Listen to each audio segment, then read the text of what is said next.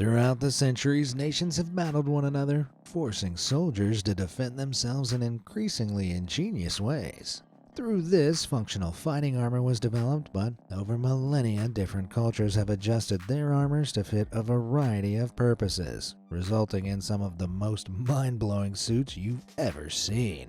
From fearsome bear-fighting barbs to fully powered exoskeletons, let's take a look at some of the most incredible armor of all time.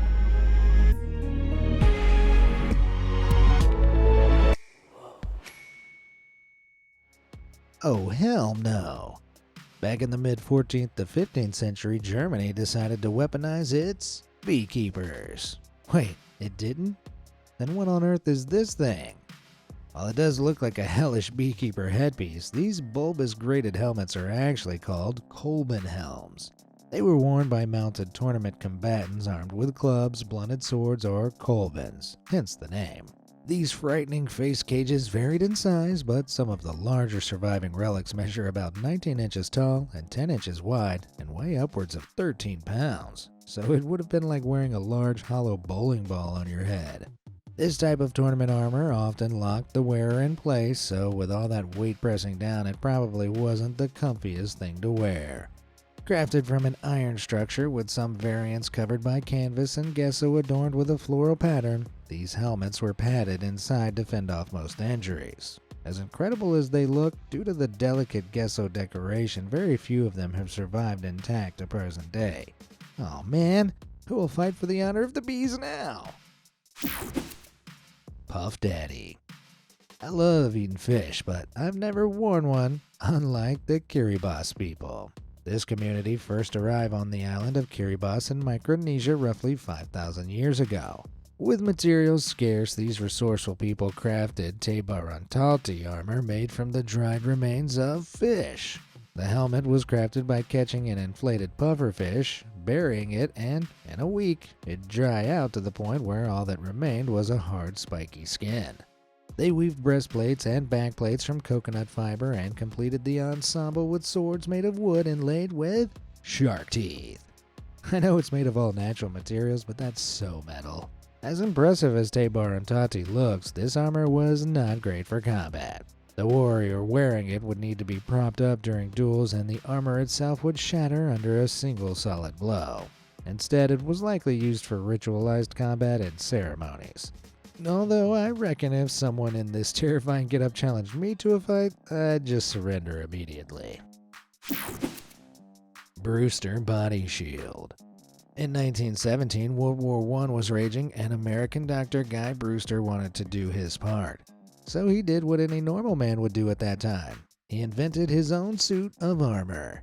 It consisted of a large shield-shaped body plate that was 0.2 inches thick, secured with shoulder buckles, and rounded off with a bucket-like helmet to protect the wearer's head from all angles.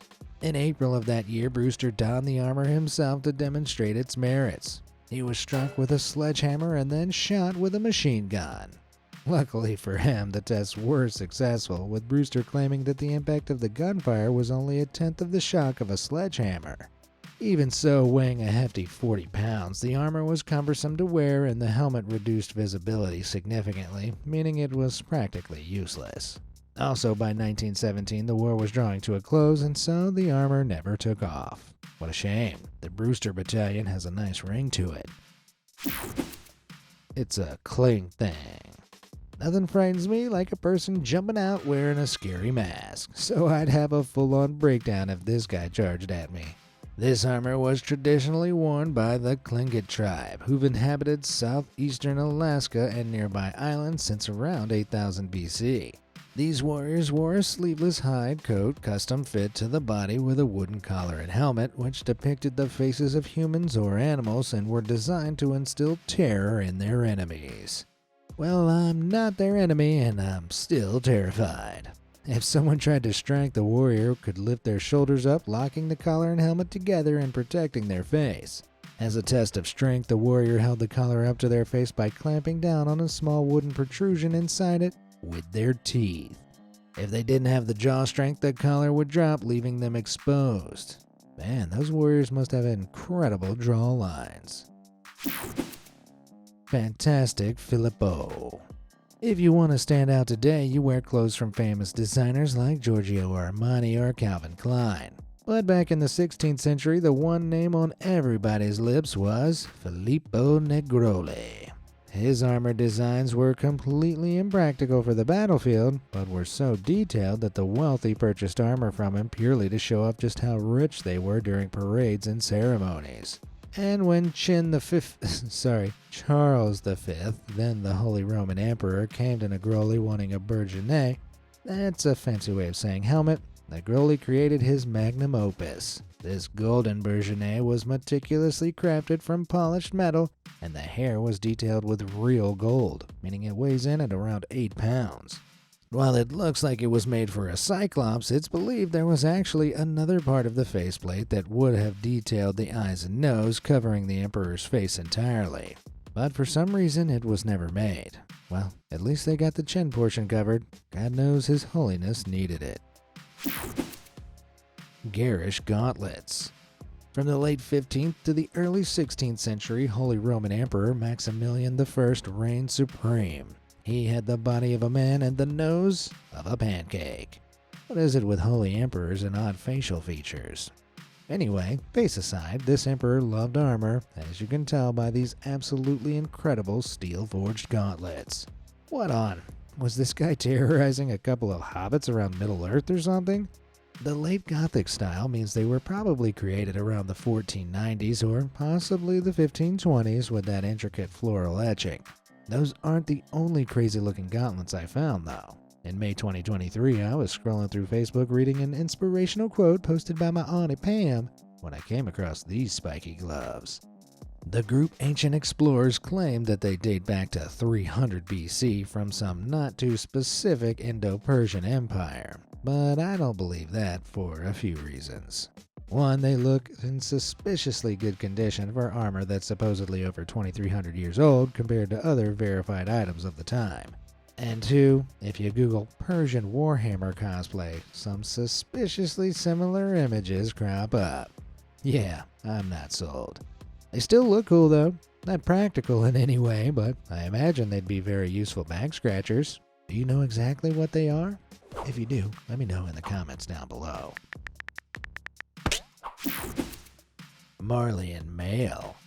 Okay, so at this point we know humans needed armor, but it turns out our animals did too. Man's best friend, the dog, has been enlisted in wars for at least 3,000 years by various ancient civilizations.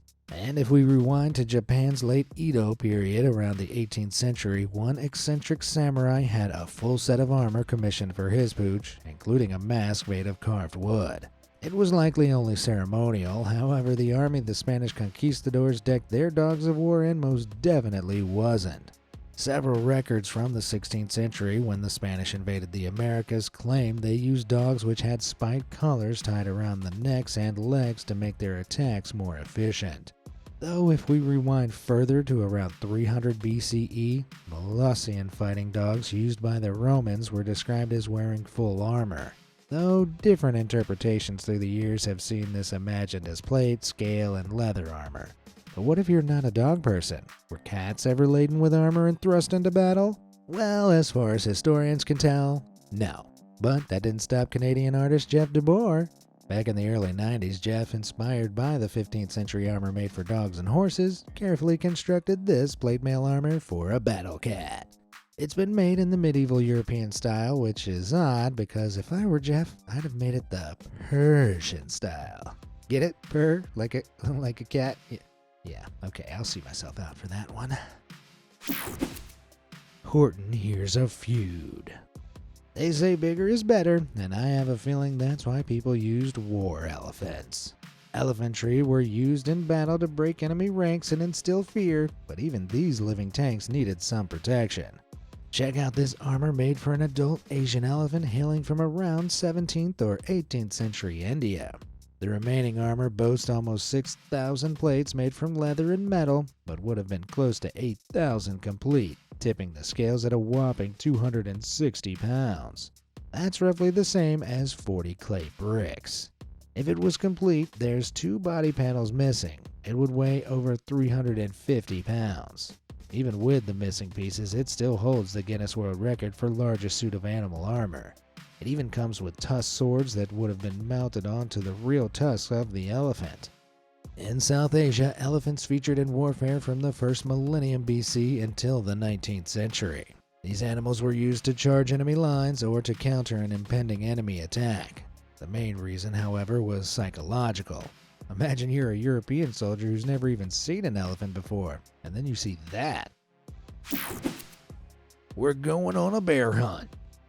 Adding spikes onto anything makes it 1,000 times more sinister. Even more so when the thing covered in spikes is weirdly sinister to begin with. Like, oh god, that's a two-piece leather hunting suit complete with mask covered from head to toe in wooden spikes.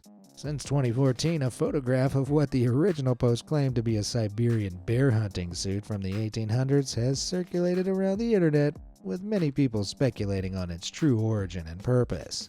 As it stands, we have absolutely no idea what it is, as there's not enough information to determine the costume's function or its geographic and cultural origin, though there is a little evidence to suggest that it may have been used as a folk figure during festivities in 18th or 19th century Germany or Switzerland. What we do know is that in July 2021, the suit was housed at the Menil Collection in Houston, Texas, and exhibited as part of their Witnesses to a Surrealist Vision collection. Whatever it is, if I were a bear, which I pretty much am, I wouldn't want to come across one of them, let alone a gang of them. Ziggy Stardust. Does your partner ever insist on wearing matching outfits because they think it'll be cute? Yeah? But is your partner a horse? Well, in the 1550s, Sigismund II Augustus, the Grand Duke of Lithuania and King of Poland, pranced around in this impressive suit which was designed to coordinate perfectly with his horse. He was gifted the set made by renowned German armorer Kunz Lochner by his sister, who hoped that just by putting on the armor his enemies wouldn't attack because the armor itself was too wonderful. Yeah, I don't think his sister quite understood how war worked. Even so, the wearable art boasted steel, brass, leather, and silk intricately decorated with a visor-type helmet through which he could see. His horse's armor matches it in every way down to the gilded saddle and the chevron. That's the face guard, even sports great golden gilded ram horns. Portraits were painted of Sigismund in the armor, though not with the horse. I wonder if he was afraid that his horse wore it better. Moves like Jabba. We've all heard about the stereotypical European knights who pranced around clad in plate and chainmail, battering each other with swords. But what about the warriors in much hotter climates? Surely they couldn't wear all that metal. They'd overheat, right? Well, in parts of sub-Saharan Africa, particularly the Sahel region, warriors sported thick quilted armor called jibbahs. They were woven from cotton and likely weighed around 10 pounds. Quite similar to the gambeson worn by European knights underneath their plated armor. Jibbahs prevented heat and friction from irritating the warrior's skin. They liked them so much even their horses wore them. Looking good, guys. This padded coat, though sturdy enough to deflect swords, daggers, and spears, was less effective against bullets. In 1896, during the Battle of Omdurman against the artillery-led Anglo-Egyptian forces, over 12,000 Sudanese fighters who donned these coats lost their lives. I guess even the coolest armor has its limits. Crazy Bones. We all know knights were brave, gallant, and handsome. Yikes, okay, maybe scratch that last one. Say a friendly hello to the Savoyard helmet. Today, the Savoyards refers to the elite cavalry units formed by Charles Emmanuel I, Duke of Savoy. During the 17th century, these helmets were made of blackened steel and deliberately made to look like a terrifying human skull. Well, they've succeeded on the terrifying portion at least. The design led them to be known as Totenkopf. That's death's head for those unfamiliar with German. If being scary wasn't bad enough, these helmets could withstand and protect the wearer from shots of powerful wheel-lock guns. So even if they shot the skull-faced freaks, they'd just get back up again? Oh man, fighting these guys would be like being in your own horror movie. Salmon or other. For those of you who are well versed in Japanese culture, and I don't mean watching an embarrassing amount of anime, you'll know there's nothing cooler than samurai masks, often called mingu or minyoroi. Somen is the Japanese term for masks that completely covered the face. These were often worn by high-ranking samurai, typically made from lacquered metal or leather, giving them a range of colors. These masks varied greatly in style, though my personal favorite has got to be those made in the Rasai style. These were crafted with angry, aggressive expressions to ward off any wannabe Schwarzeneggers. Some masks took the form of folklore demons, others had mustaches made from hair and bristles from animals like bears or tanuki. Looking at that, you'd probably think that the wearer got hot, and you'd be right. They'd sweat so much in these things that some Mingu would have a drain hole under the chin for the perspiration to dribble out of. They don't show you that in the anime. Tentacap. I'm not quite finished with the samurai yet, at least not before we take a look at this helmet from the 16th century. Whoa. This style of helmet is called a kabuto, where the bowl is made of 28 steel plates while the neck guard is made of 5 steel plates covered with lacquered leather and joined with silk threads. The gilded octopus, which is made of iron overlaid with paper mache, could be removed depending on the occasion the samurai was attending, and that's to say he wouldn't be charging into battle with an octopus on his head. The owner of this swanky thing would have been a high-ranking samurai, with the kabuto a symbol of just how high status he was. It's no surprise why this dude would have wanted a cephalopod on his head, because the octopus is a significant cultural symbol in Japan, representing the relationship between the people of the sea and its inhabitants. Now that's tentacool.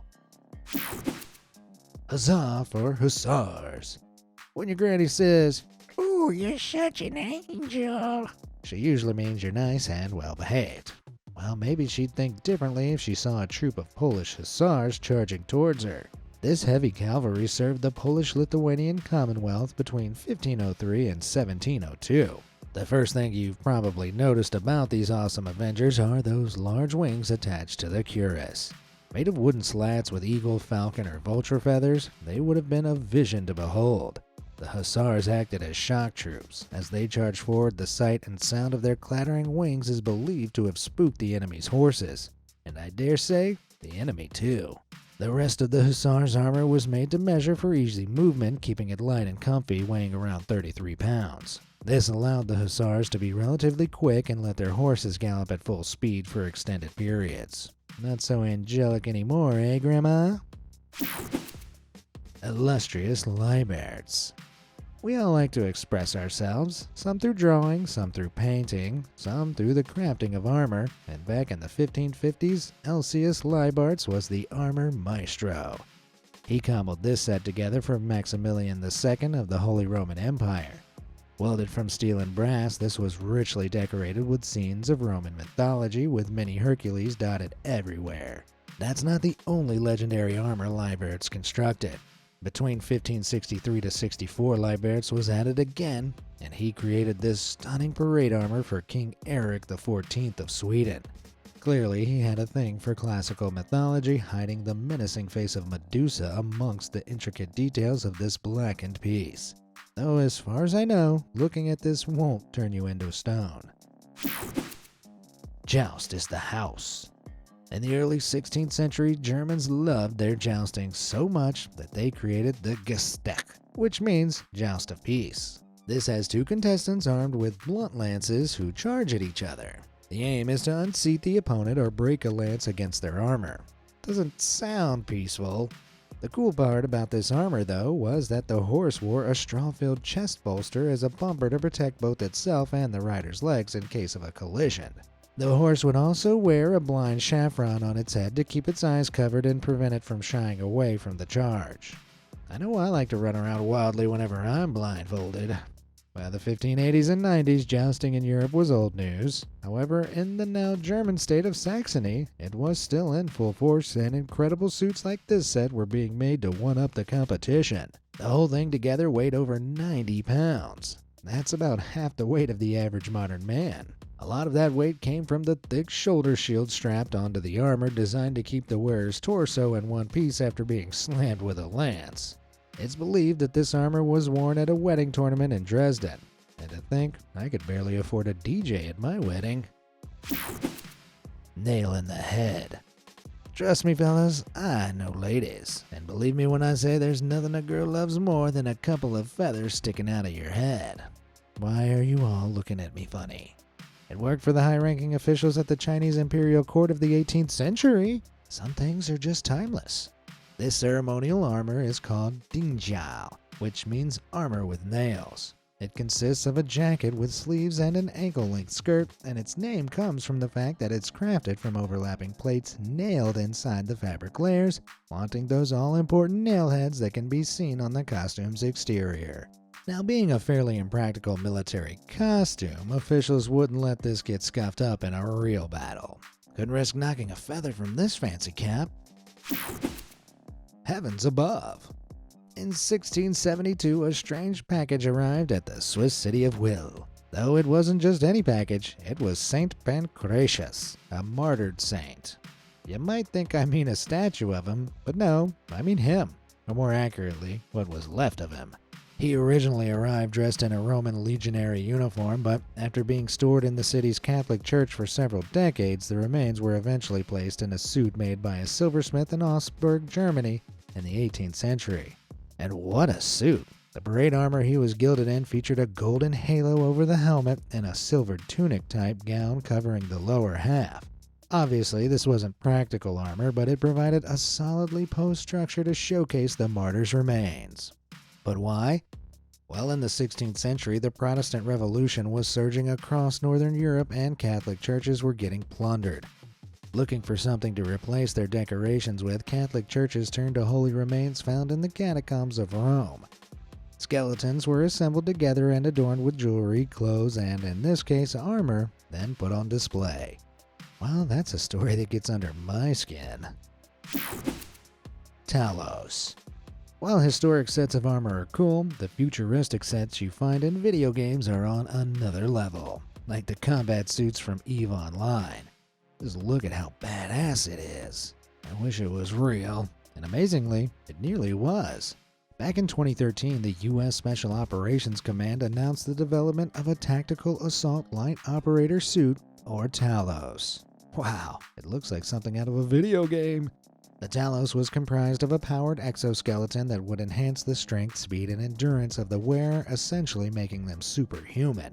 This exoskeleton would support a body armor system surrounding 60% of the operator, protecting them from rifle rounds, compared to the 18% coverage current armor vests offer. That's a huge improvement. The weighty helmet, armor, and vest would all be supported through a rigid, articulated spine, all elements of which would be powered by a small power pack. Sadly, those dreaming of becoming a super soldier were disappointed in February 2019 when the Talos suit was deemed unfeasible. Instead, Special Operations said they would be focusing their efforts on creating specialized load-bearing systems, like the EXO-S2. This exoskeleton boosts the wearer's strength, allowing them to lift up to 200 pounds for extended periods and even punch through 3 inches of wood. Well, that's a powered step in the right direction, at least. The Ratnik Pack.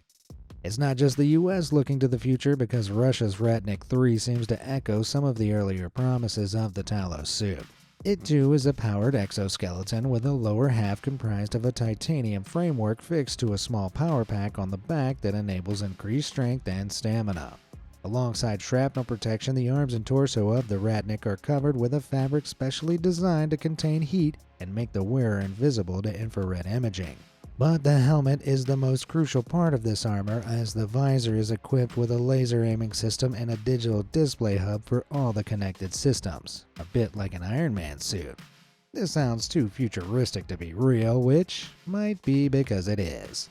Reports initially claimed the suit would be ready by 2020, though this has been pushed back to 2025, with some claiming it'll be scrapped entirely in favor of a new model called Sotnik. Looks like I'll stick to playing video games for the foreseeable future. Which armor did you think was the best? Let me know in the comments down below, and thanks for watching.